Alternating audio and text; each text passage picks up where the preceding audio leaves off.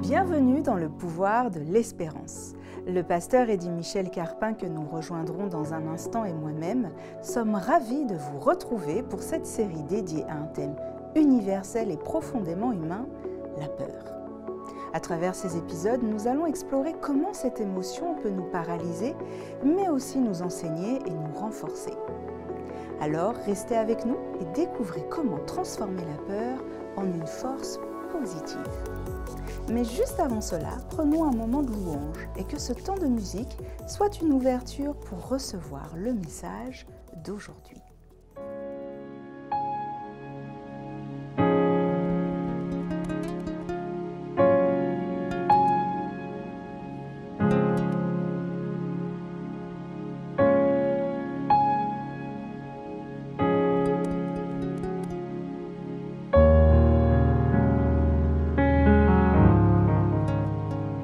N'es-tu pas celui qui tient les nations dans sa main, celui qui ne change point? N'es-tu pas celui qui considère mes besoins, chassant l'ennemi au loin? Oh, ce n'est pas mon combat. L'Éternel des armées, il précède mes pas. Oh, ce n'est pas mon combat. Christ est ressuscité, la victoire est déjà remportée. Oh.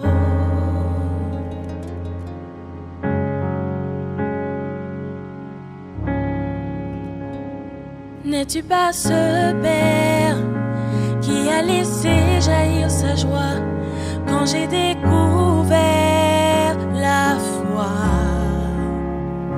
N'es-tu pas ce Père qui s'était lancé jusqu'à moi pour m'entourer de ses bras? Oh, ce n'est pas mon combat. Éternel des armées, tu précèdes mes pas. Oh, ce n'est pas mon combat. Christ est ressuscité, la victoire est déjà remportée. Ce n'est pas mon combat. Éternel des armées, tu précèdes mes pas. Oh, ce n'est pas mon combat.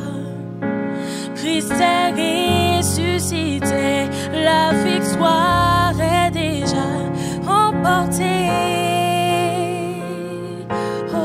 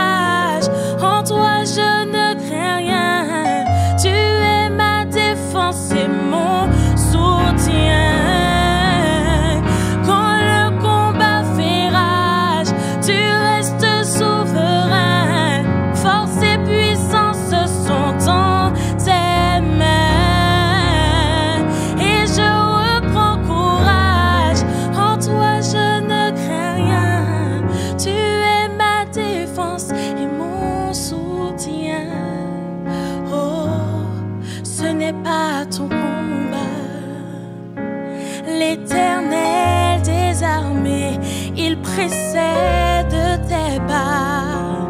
Oh, ce n'est pas ton combat. Christ est ressuscité, ta victoire est déjà remportée.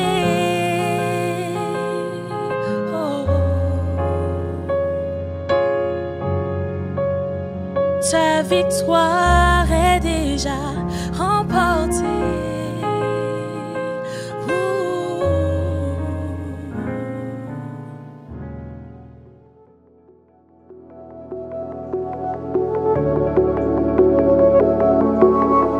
Hier, tu nous as parlé du récit biblique de la Genèse, justement pour pouvoir poser le cadre et le contexte de la naissance de la peur.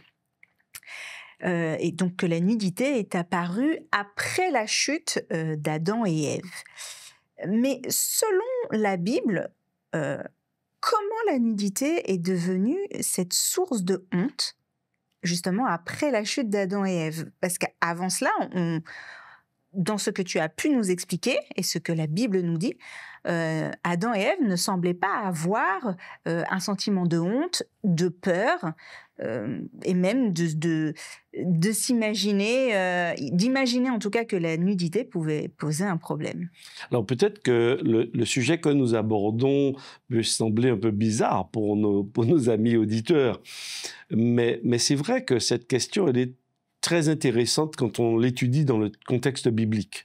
Parce que premièrement, on observe qu'à la différence de ce qu'on appelle l'évolution, où effectivement l'homme viendrait de l'animal, etc., et qu'il y aurait une progression de l'être humain sur le temps, et qu'à un moment donné, il aurait éprouvé le besoin de se vêtir, la Bible nous dit, à l'inverse, que lorsque Dieu a créé l'être humain, Genèse chapitre 2, verset 25, l'homme et sa femme étaient tous deux nus, et il n'en avait pas honte. Ça veut dire que lorsque Dieu, dans cette harmonie dont nous avons parlé, il a placé Adam et Ève, ils étaient tous les deux nus, mais ils n'en avaient pas honte. Ça veut dire qu'ils ne se sentaient pas vulnérables. Ils étaient dans un milieu sécure. On a parlé justement de la peur, il n'y avait pas de peur. Ils se regardaient, ils s'appréciaient, et il n'y avait aucun jugement de valeur. Donc, dans ce cadre-là, effectivement, la peur, elle n'existe pas, elle n'est pas présente. Et c'est juste après, dans Genèse chapitre 3, qu'on va découvrir que la première chose qui se produit, c'est qu'ils constatent leur nudité. Et donc, en constatant leur nudité, ils constatent qu'ils sont vulnérables. Il y a un danger, il y a un problème, il y a quelque chose qu'ils ne percevaient pas avant, que maintenant ils perçoivent, parce que la relation avec Dieu, elle est brisée. Et donc, là maintenant, ils vont commencer à interpréter, ils vont commencer à se sentir différents. Et donc, oui, tout de suite, quand on regarde le texte, eh bien, ils vont se couvrir. Ils vont prendre des peaux, pas des peaux, mais ils vont prendre des feuilles de figuier et ils vont se couvrir. Donc, ça veut dire qu'ils vont essayer de se cacher. Parce que le vêtement, quelque part, cache. Parce qu'on se sent maintenant vulnérable, alors il faut qu'on retrouve un certain équilibre. Ils ont perdu cet équilibre et là maintenant, il faut chercher un moyen de retrouver son équilibre. Donc le nu, en quelque part, aujourd'hui par rapport à ce que nous vivons, la nudité, eh bien en quelque part, elle est liée aussi à notre éducation, à notre perçu, à notre interprétation aussi par rapport à cela. Donc notre désobéissance, le fait d'avoir rompu le contrat avec Dieu, a fait naître une peur, enfin finalement pas qu'une seule peur, puisque alors aujourd'hui on découvre la peur de la nudité, et cette peur de la nudité vient avec ce qui s'est passé auparavant, avec ce que tu as pu nous expliquer dans Genèse. Mais est-ce qu'on peut légitimement dire qu'il y a une relation, est-ce qu'on peut, créer un parallèle entre la nudité et dire que cette nudité aujourd'hui est aussi un péché? Est-ce que dans notre chrétienté, on peut on peut qualifier cela et on peut faire le parallèle? Est-ce qu'on peut les lier?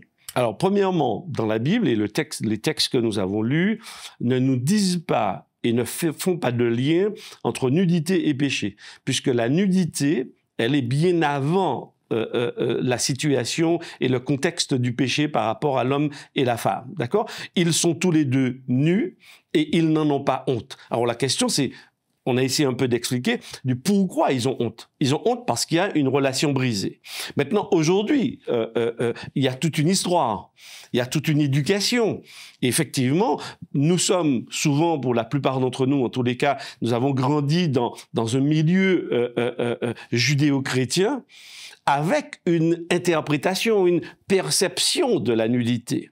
Effectivement, tout ce qui est de l'ordre de la sexualité doit être caché et on doit en avoir honte. C'est-à-dire qu'à partir du moment où c'est vu de tous, eh bien, il y a une certaine honte, que cela génère une certaine honte, il faut cacher, c'est associé, comme tu l'as dit toi-même, à la notion de péché. Mais premièrement, le nu n'est pas péché. Il devient péché par rapport à l'interprétation que l'individu pose. C'est-à-dire qu'aujourd'hui, je ne peux pas me défaire de mon éducation. Donc effectivement, aujourd'hui, nous avons une éducation, nous avons appris à nous couvrir, nous avons appris à nous vêtir, et ce, dès la plus tendre enfance. Hein, parce qu'aujourd'hui, même les bébés qui tout de suite naissent à la maternité, on les prend, etc. Alors, aujourd'hui, c'est un peu évolué, parce que souvent, on les laisse nus et ils font un pot à pot avec les parents. D'accord? Parce qu'effectivement, on sait qu'il y a des liens à ce niveau-là. Mais à mon époque, en tous les cas, quand mes enfants sont nés, ils ont tout de suite été habillés, vêtus. Parce que ça génère un certain malaise. Et moi, j'ai beaucoup aimé cette notion de vulnérabilité.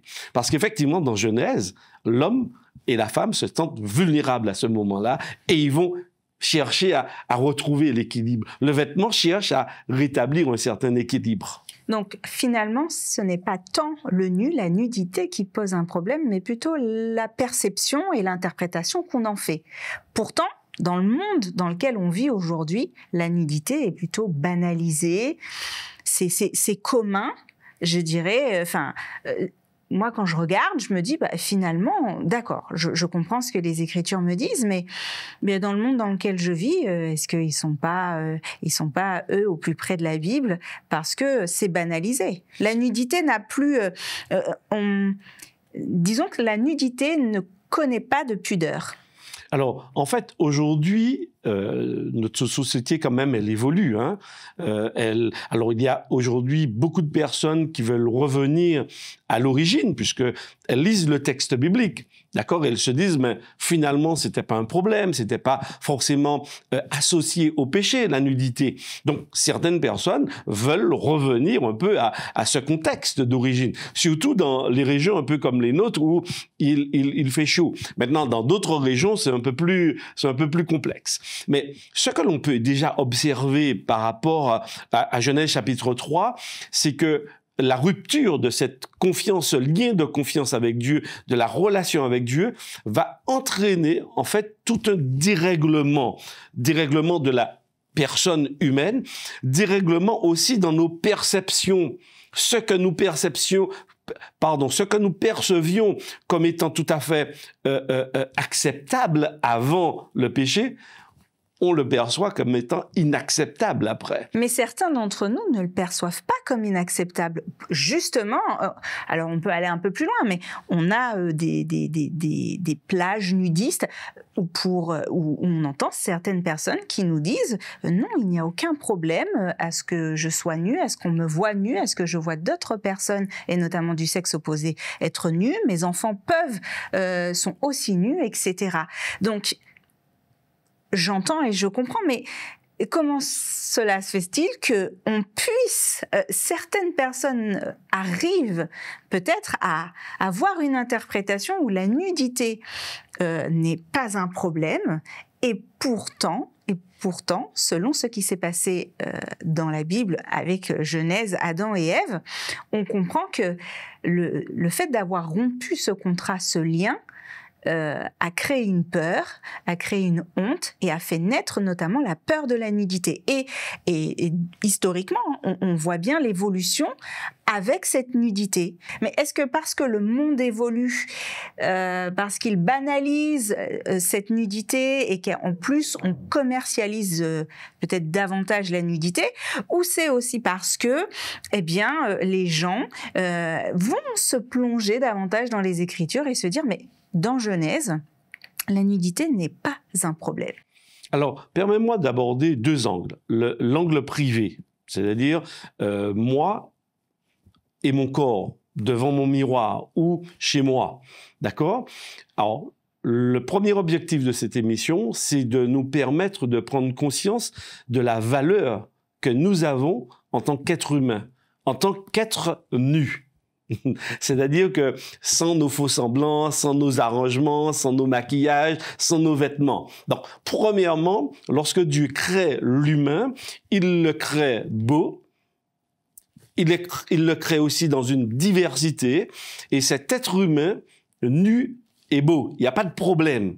D'accord? Maintenant, ça c'est... Et donc, il y a tout un chemin à refaire personnellement dans mon relationnel avec Dieu pour retrouver et pour que je ne puisse plus avoir honte de ma propre nudité lorsque je suis chez moi, lorsque je suis devant mon mari, devant mon épouse, devant mon miroir. Ça, c'est un premier aspect. Il y a le deuxième aspect, il est sociétal. Alors, c'est vrai, au niveau de la société, maintenant, nous avons des codes. Et en vivant en société, il faut aussi que nous puissions trouver cet équilibre, non pas avoir honte du nu, parce que je pense qu'en grandissant, on n'a pas à avoir honte du nu. On n'a pas à associer systématiquement nudité avec péché, nudité avec quelque chose de malsain, quelque chose qui n'est pas propre, quelque chose qui n'est pas correct. Ça, c'est une chose. Mais en même temps, la société dans laquelle nous vivons a aussi ses propres codes. Et on doit pouvoir, justement, tout en acceptant et accueillant cette notion de nudité comme étant tout à fait positive et valorisante, pas un objet de honte, d'accord?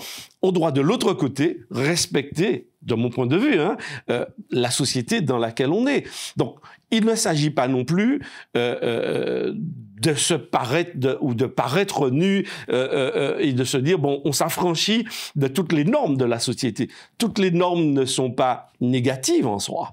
Maintenant, quand on étudie, on voit aussi le pourquoi, comment l'homme est arrivé là. Il est arrivé là parce que, premièrement, il a cassé une relation avec Dieu.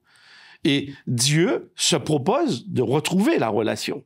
Et premièrement, je dois pouvoir reprendre, je dirais, possession de mon corps. Et mon corps, dans ma relation, donc je vais maintenant aborder un aspect spirituel, c'est-à-dire que, d'un point de vue spirituel aussi, parce que la nudité, c'est une métaphore dans la Bible, d'une certaine manière. D'accord? La nudité dans la Bible, c'est paraître transparent devant Dieu.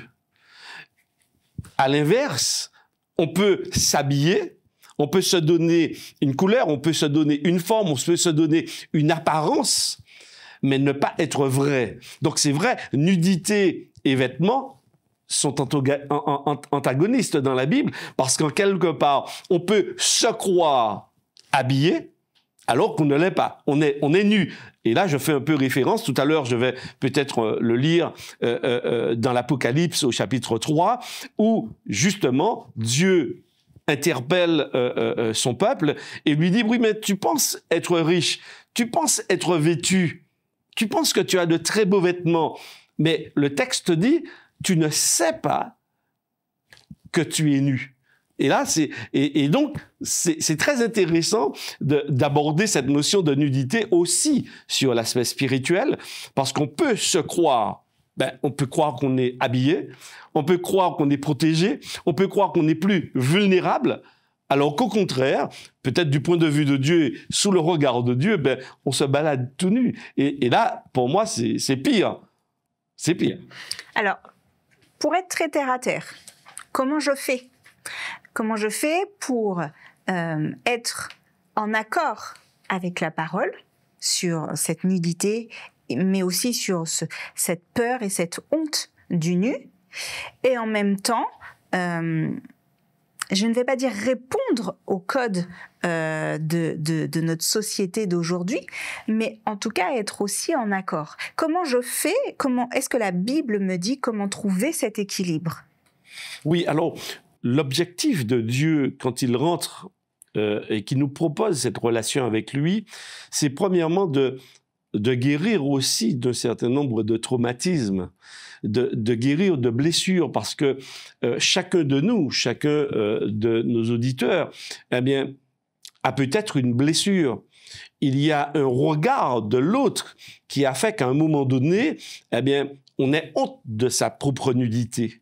D'accord? Il y a les mots, il y a les contextes socioculturels dans lesquels nous grandissons et nous évoluons, qui vont aussi nous calibrer, nous paramétrer, qui vont nous donner notre manière de nous poser dans la vie, d'interpréter et d'interagir. Moi, je crois que la Bible, dans un premier temps, m'invite à reprendre conscience du qui je suis.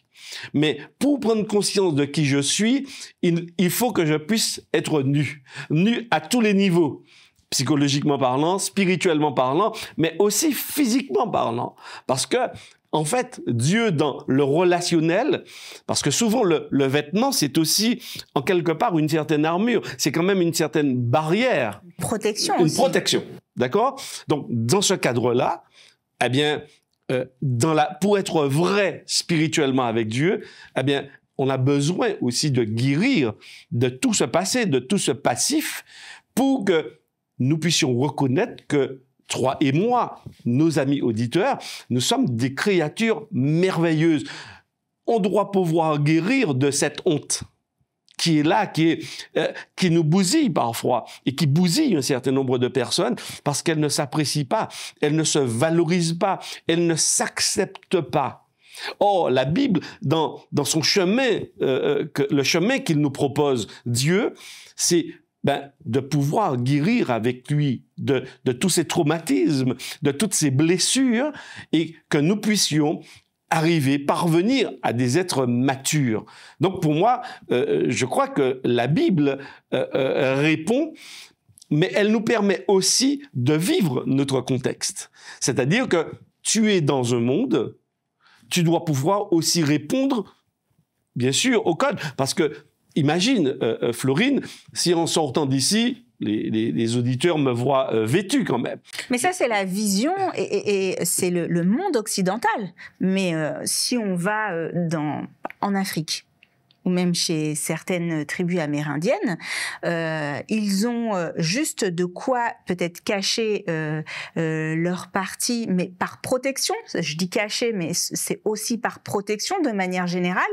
Et ils n'ont pas ce rapport avec la nudité. C'est vrai, le monde occidental a ce rapport de honte avec la nudité. Donc ça veut dire que c'est bien notre éducation qui nous influence. Souvent, ces personnes, par exemple, n'ont pas connaissance du texte biblique.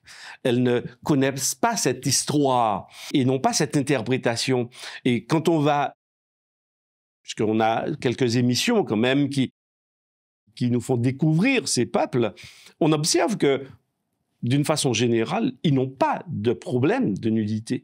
Il n'y a pas forcément dans ces régions plus de viols ou plus d'agressions qu'autre chose. On se respecte parce que le regard n'interprète pas la nudité de la même manière. Donc effectivement, l'idée ici, c'est de nous faire prendre conscience que notre interprétation a besoin de mûrir, elle a besoin de grandir pour que nous puissions, premièrement, nous accepter. Ça, c'est le premier pas. S'accepter dans sa différence, mais s'accepter aussi comme étant une créature merveilleuse de Dieu, même si, effectivement, parce que lorsqu'on parle de société, la société pose un certain nombre de codes.